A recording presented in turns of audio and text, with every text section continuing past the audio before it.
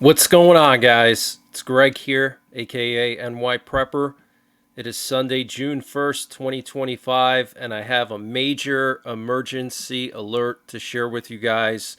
Right now it is 16:10 Eastern Time here in the United States, and we have some very, very serious news coming out of Russia. So earlier this morning, Ukraine launched a massive drone attack on Russia's nuclear bomber fleet. They targeted most of Russia's nuclear bomber bases, and initial estimates are saying that Ukraine took out as many as 50% of Russia's nuclear bombers, guys. That is absolutely insane. Okay, so I want to share some of the latest information I have about that, and I will be monitoring the situation very, very closely this evening and tonight. And I do have a 24/7 live stream that is ongoing right now. You can tune in to listen to some of the latest breaking news from my great moderators, Ross, and other people in the chat posting the latest information. And we also have a major, severe geomagnetic storm underway right now, a G4 class geomagnetic storm, and we could see auroras as far south as Alabama tonight. So if you have clear skies, look up towards the north and you might see a massive aurora borealis. So I want to start off by sharing some footage coming out of Ukraine. So here we have a video showing a Ukrainian drone flying over a Russian bomber base, and you can see these Tu-95 Bear bombers sitting there, and most of them are on fire. Look at that, guys. That Tu-95 there is completely destroyed, totally engulfed in flames. There's another one burning right there. Okay, so in just this 30-second clip, we can see as many as 3 or 4 actually Tu-95s on fire. So here you can see one burning, then there's another one that just started burning, then there's the third one and the fourth one. I'll play that again so you can see.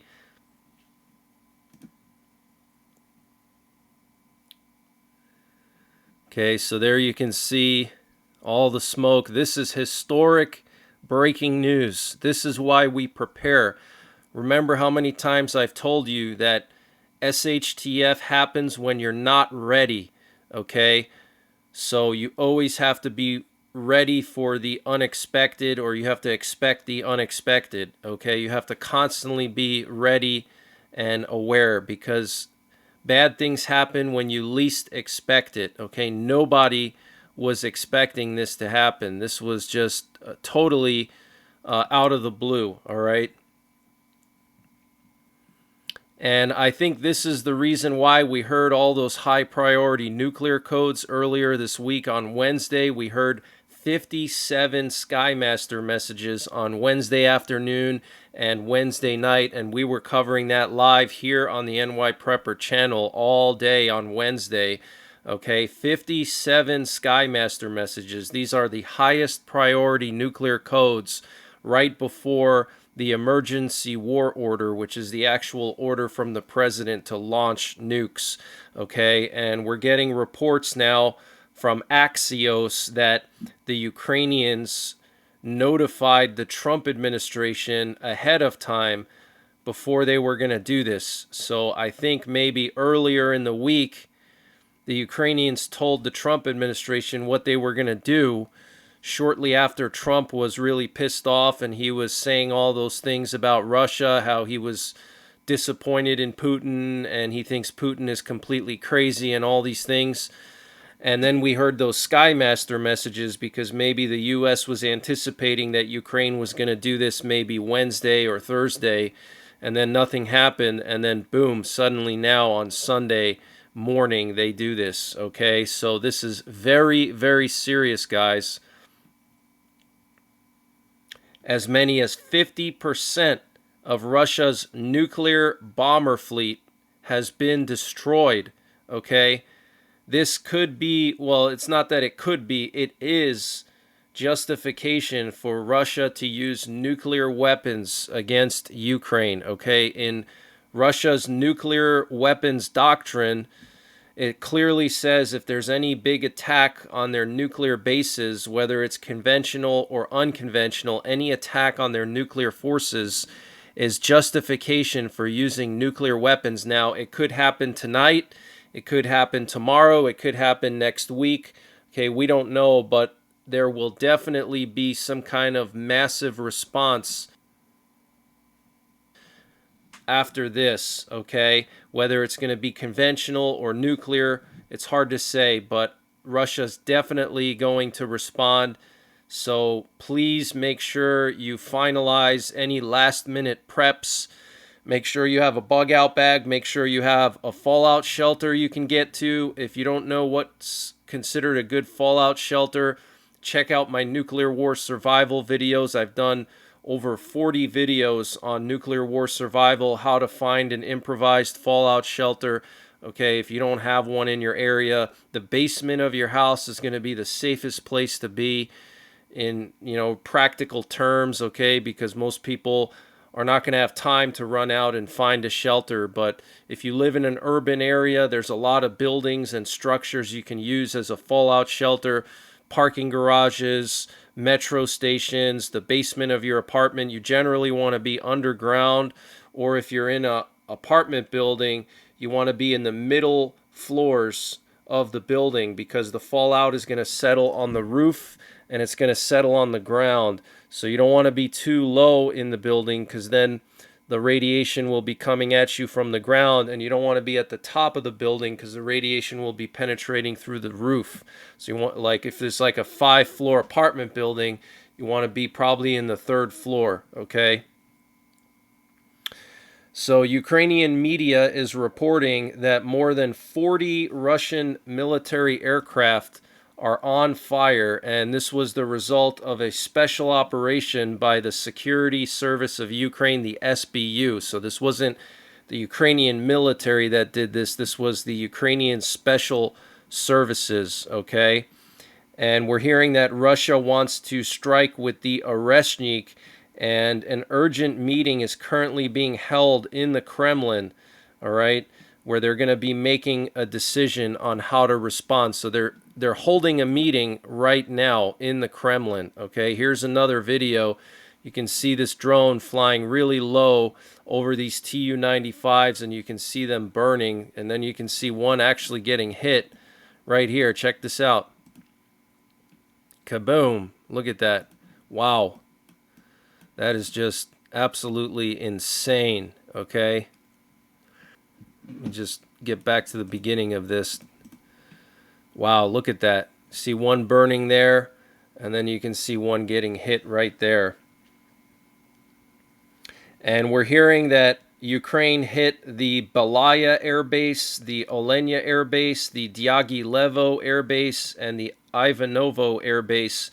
Also, we're hearing that they hit the Voskresensk Air Base near Moscow. So 5 air bases hit, and Belaya and Olenya are 2 of the 4 Russian nuclear bomber bases, okay?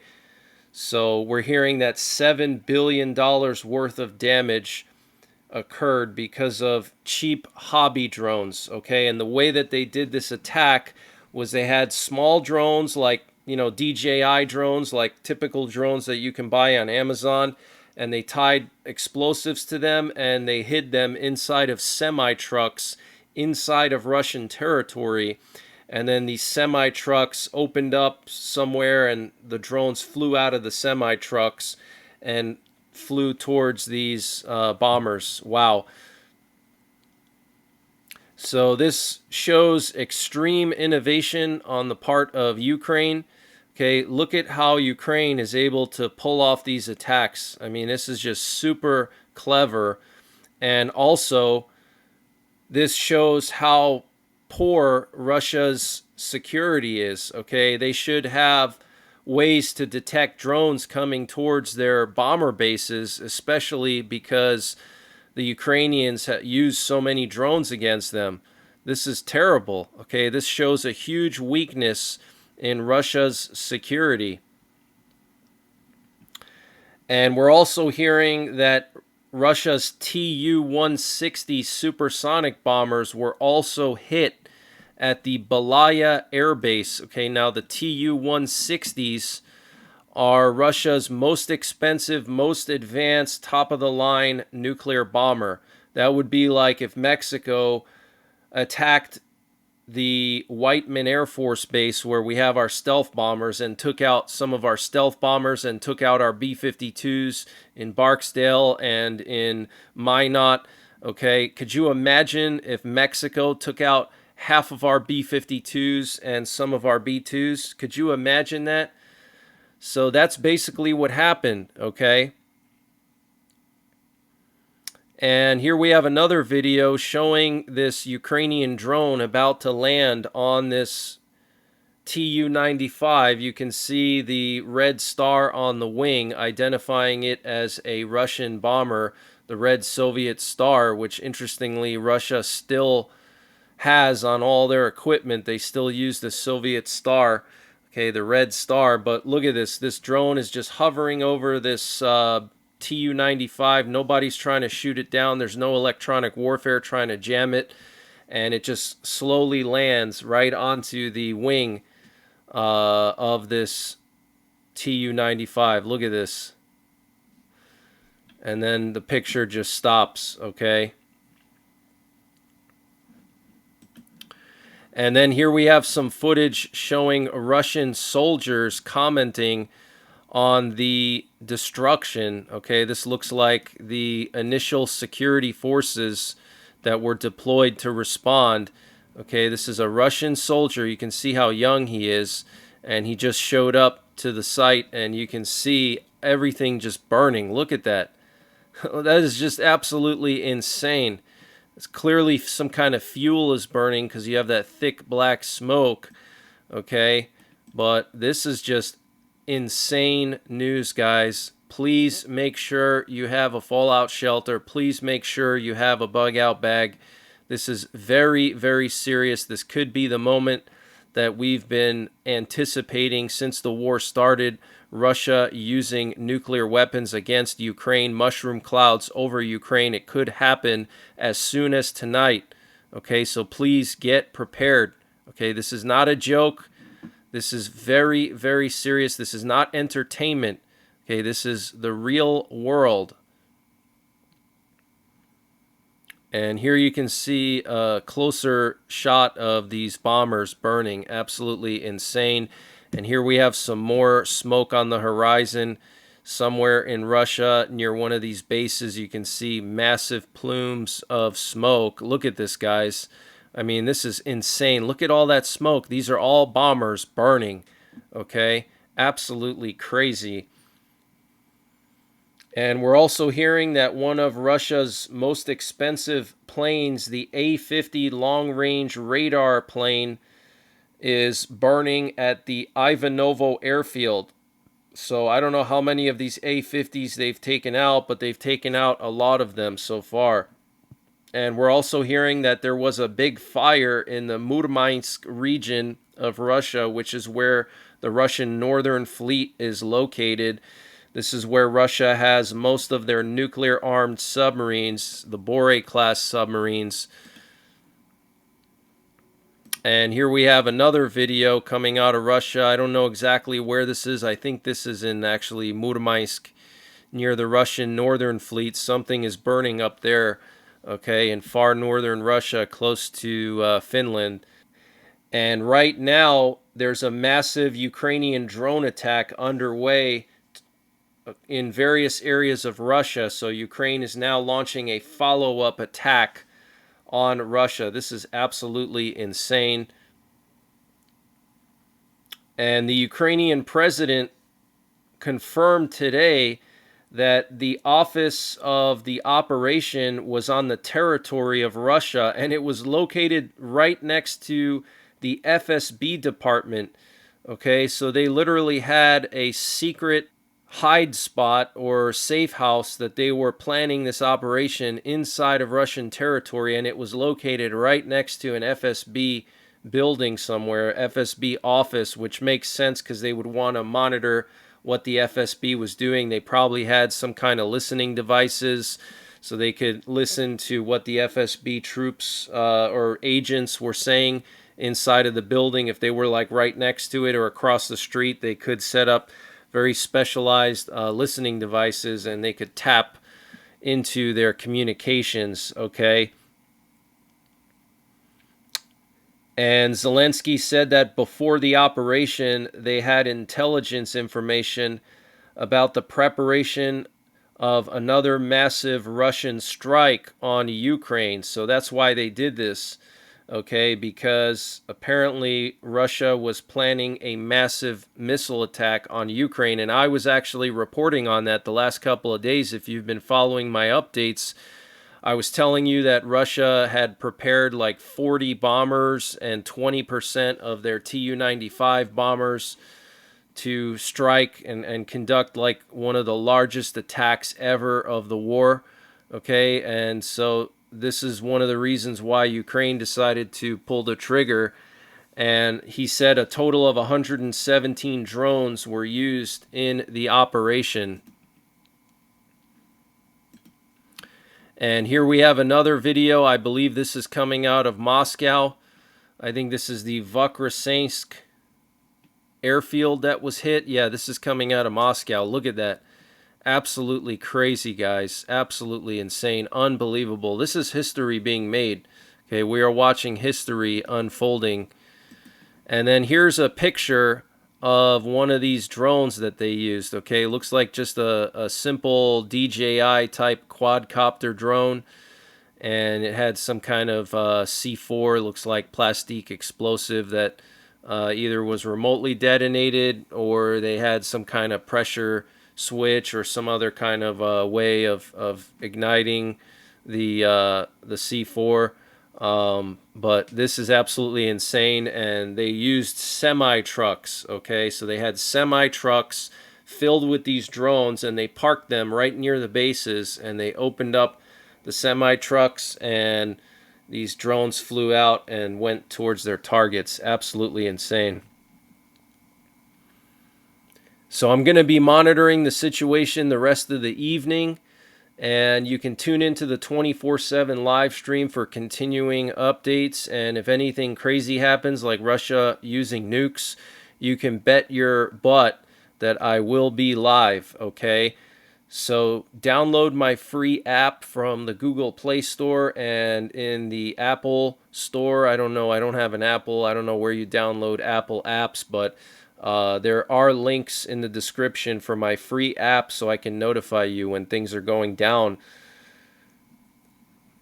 So I'm going to just update you guys on some other things before I end the video. So there was another missile launched at Israel this morning from Yemen. So the Houthis are continuing to strike Israel, continuing to buzz around Israel like an annoying mosquito, and Israel's going to finally get pissed off and level Yemen and level Iran. It's coming, guys. Okay, so we got this, and now we got also Israel and Iran. We heard the news that Israel was planning an imminent strike on Iran, potentially during the holiday of Shavuot, which is in the next 2 to 3 days. The next 2 to 3 days is when they were saying Israel was going to strike Iran.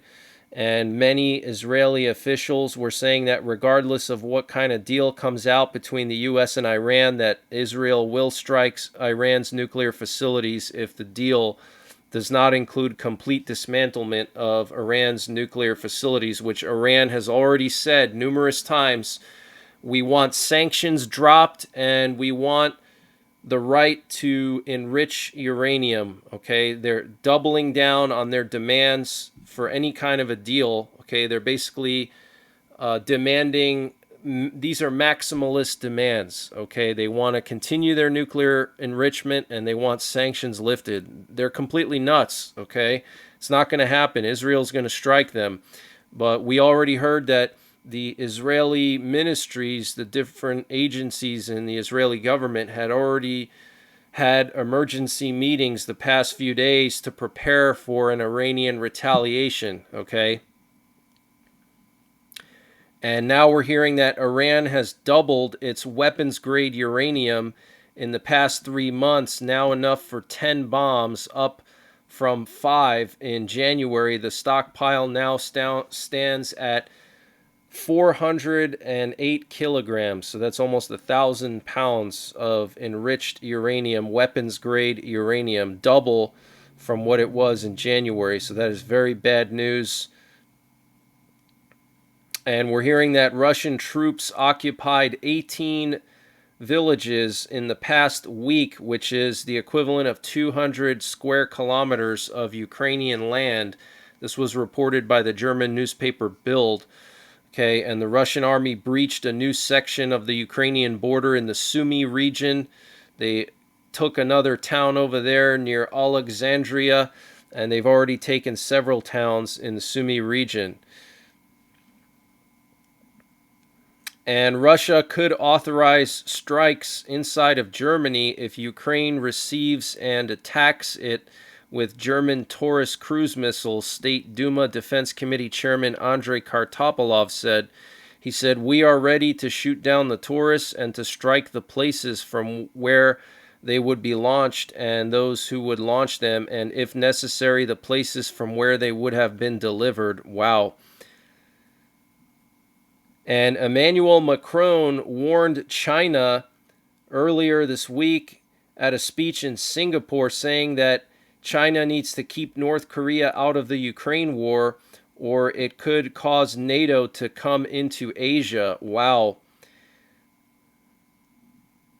And France is going to be developing a new intermediate range ballistic missile with a range of around 2,000 kilometers, which is basically just enough range to reach all of Western Russia, and it would be armed with conventional warheads, supposedly, but I'm sure they're going to have nuclear warheads on them as well. And this is clearly a sign that France is preparing for a nuclear exchange with Russia, okay, building intermediate range missiles, which were previously banned under the INF treaty, which Trump pulled out of in 2018. And Russia has been developing Oreshniks and other intermediate range missiles. So now France is doing the same thing. So the escalation is real. We are on the verge of nuclear war. And NATO and Russia are going to be holding simultaneous Baltic Sea drills, raising the risk of incidents, according to the German newspaper Bild. NATO's annual Balt Ops exercise is scheduled to begin in early June as usual, while Russia has moved up its own naval drills by a month, deploying around 20 warships.